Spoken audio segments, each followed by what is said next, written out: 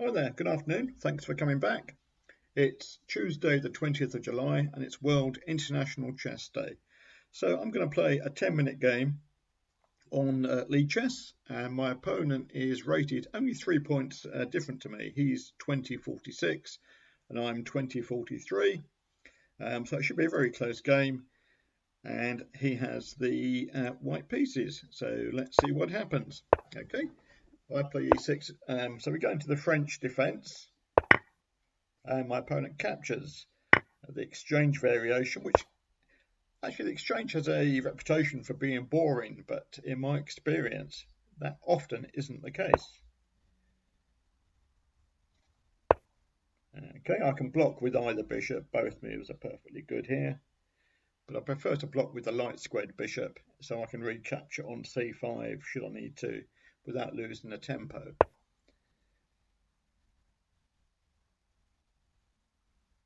Okay, wait for my opponent. An obvious move. My opponent can now castle. I shall just develop my knight, getting the piece out and putting more pressure on the d4 square. So let's do that and we'll see how it goes. As I say, a good game to play for International World Chess Day, because not only are we in different nations, but obviously as we speak, we're playing the French defence. It could have been the Dutch, it could have been the Italian or the Spanish or many, many others. The English, of course. Okay, so we've got quite an interesting position. To try and make this exciting, I'm intending to castle queenside, which is risky, but it should lead to a very interesting game. Okay, got some pressure on my bishop, which is pinned against the king, so I probably need to add some defence to the bishop.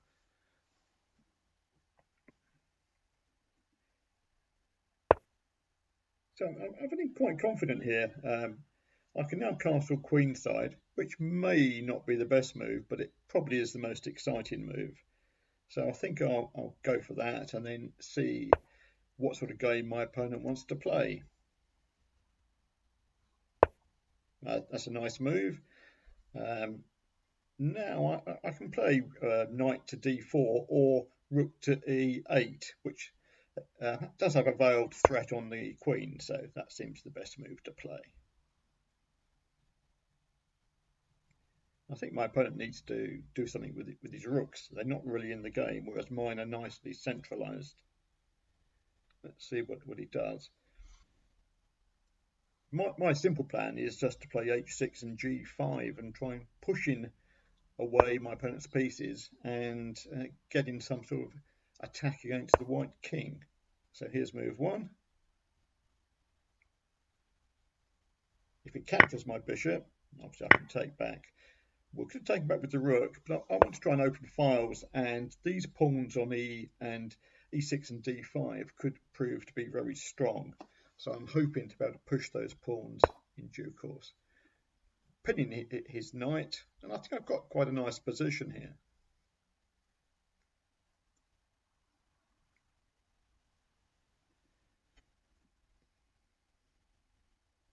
I'm just looking to see if my opponent can play b5. Yet he has played b5, so I need to move the knight. I've only really got, I don't want to go back to b8, so it's either a5 or e7. I prefer actually to go to e7, although it may be better to go to a5, but I think I'll go towards the centre and towards the king side. Yes, should I do that? I think that would be probably a nice idea. I'm just yeah. And I'm intending now to try and push my central pawns. I've got my pieces in good attacking positions and my rooks are superb on the E and D file. So just e5, and it makes him have to do something with the bishop. Bishop e3 or bishop g3 are the only sensible choices. Okay, I can take the bishop or I can take the knight. I think I prefer to take the knight. There is a trap actually where I can take the knight. When the queen takes, I can put my queen on c7, protecting the pawn on e5, and if my opponent plays queen takes queen, king takes c7. He does have bishop takes a7, but that is a trap because I play b6, trapping the knight, trapping the bishop on a7. So we might be heading down that move order as we speak.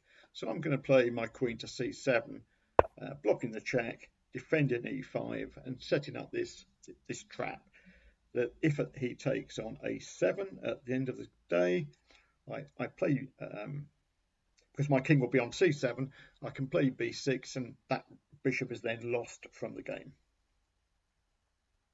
Let's see if he falls for that trick. If he doesn't, then I've got a lot of pressure, probably just with pushing d4, and his bishop has his bishop has no squares now, so I can win a piece in this position. My opponent can grab some pawns for it, but I do have a nice open king side to attack his king should he take on h6, and if he takes on d4, I just have a very powerful position. Okay, well, this is going as anticipated. I've got a few moves here. Knight d5, looking at bringing the knight to f4 looks quite good, but I want to set up another trap, so I think I'm probably well, the move I'm looking at is to play rook d6, and then I've got knight moves with a discovered attack on the queen. Whether this is the best move, I'm really not sure, but at least we are getting an exciting game here, as promised, just to prove that the exchange French doesn't have to be a boring game. So we'll see what my opponent's going to play here. He should really get his rooks into the game, and perhaps try and open the c file, although that isn't that easy to do. That's a strange move because I want to play my pawn to e4 anyway. So these central pawns I have on it will be e4 and d4, are going to be extremely hard for my opponent to stop. I think f4 is a mistake. Okay, but the bishop doesn't have. Okay, but he's thrown in a check. I've just moved my king to b8. Okay, and the bishop now only has one move, so I want to set up another cheap trick by putting my queen on the black diagonal, dark square diagonal from a7 to g1. Probably c5 or b6 are the best squares. I could actually even take the pawn on c2 because my king has moved, so my queen isn't pinned, but that does give him some activity. So I think I'll play for the trick rather than taking on c2, although I'm sure that would be a good move as well. I suppose better safe than sorry. And I've now just got the cheap trick, pushing my pawn to d3, but that's check, winning the bishop. So my opponent should really move his king into the corner now. I can still push the pawn and have but he's fallen for the trick.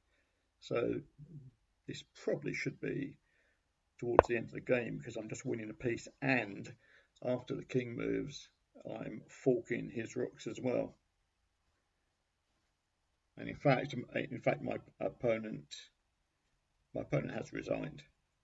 Yeah, interesting game and good game. Thank you very much, Patoland, and I hope it's not as hot in Kenya as it is in England, but I'm pretty sure that it will be.